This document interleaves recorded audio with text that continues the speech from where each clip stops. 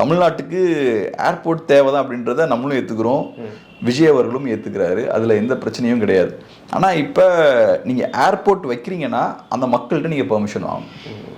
அது அந்த பரந்தூருங்கிற இடம் தான் பிரச்சனை. பன்னூர் பக்கத்தில் ஒரு இடம் இருக்கு, அங்கே வந்து வச்சிருக்கலாம். அங்கே நீர்நிலைகள் அவ்வளவு கிடையாது. இந்த அளவுக்கான இவ்வளவு பேர் இங்கே வந்து அப்புறப்படுத்த வேண்டாம், அங்கே கொஞ்சம் பேர் தான் இருக்கிறாங்க அப்படிங்கிற மாதிரி சொல்றாங்க.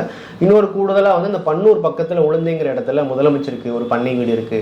ஸோ அது பாதிக்கப்பட்டுரும். அதனால தான் பரந்தூருக்கு திமுக தான் மாற்றி விட்டாங்க அப்படிங்கிற ஒரு குற்றச்சாட்டு பாஜக இருக்கிறவங்க வைக்கிறாங்க. ஆமாம், இந்த மாதிரி நிறைய அலிகேஷன்ஸ் இருக்கு. நமக்கு அதோட உண்மைத்தன்மை நமக்கு தெரியல. இன்னொன்று என்ன சொல்றாங்கன்னா, இப்போ விஜய சொல்லியிருக்காருல்ல, திமுக காரங்களுக்கு அது ஏதோ ஒரு ஆதாயம் இருக்கு அப்படின்ற மாதிரி சொல்றாங்க. அதை டிஃபரெண்டா இன்டர்பிரட் பண்றாங்க.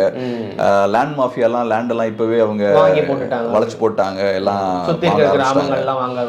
சீப்பா வாங்கிட்டாங்க. அதனால சோ அவங்களுக்கு இதுல இன்ட்ரெஸ்ட் இருக்கு, எக்கனாமிக் இன்ட்ரெஸ்ட் இருக்கு அப்படின்ற மாதிரி பேசுறாங்க. இது ரொம்ப சாதாரண விஷயம் தான். இப்ப கிளாம்பாக்கம் பஸ் ஸ்டாண்ட் வருதுனாலே அந்த நியூஸ் ஃபர்ஸ்ட் வெளில வர ஆரம்பிக்கும் போது அது அதிகாரத்துல மேல இருக்கவங்க என்ன பண்ணுவாங்கன்னா, அந்த லேண்ட்ஸ் எல்லாம் வாங்க ஆரம்பிச்சிருவாங்க, ரொம்ப சீப்பான பிரைஸ்க்கு வாங்க ஆரம்பிப்பாங்க. அப்புறம் வெளியில நியூஸ் வரும்போது மக்கள் அடுத்தது வாங்க ஆரம்பிப்பாங்க. அடுத்தது ப்ராஜெக்ட் வந்ததுக்கு அப்புறம் இன்னும் அதிகமா வாங்க ஆரம்பிப்பாங்க. அதோட ரேட்ஸ் வந்து பயங்கரமா இன்க்ரீஸ் ஆகும். ஸோ இந்த விஷயம் நடக்கிறது தான். பட் அதோட உண்மைத்தன்மை என்ன நமக்கு தெரியல.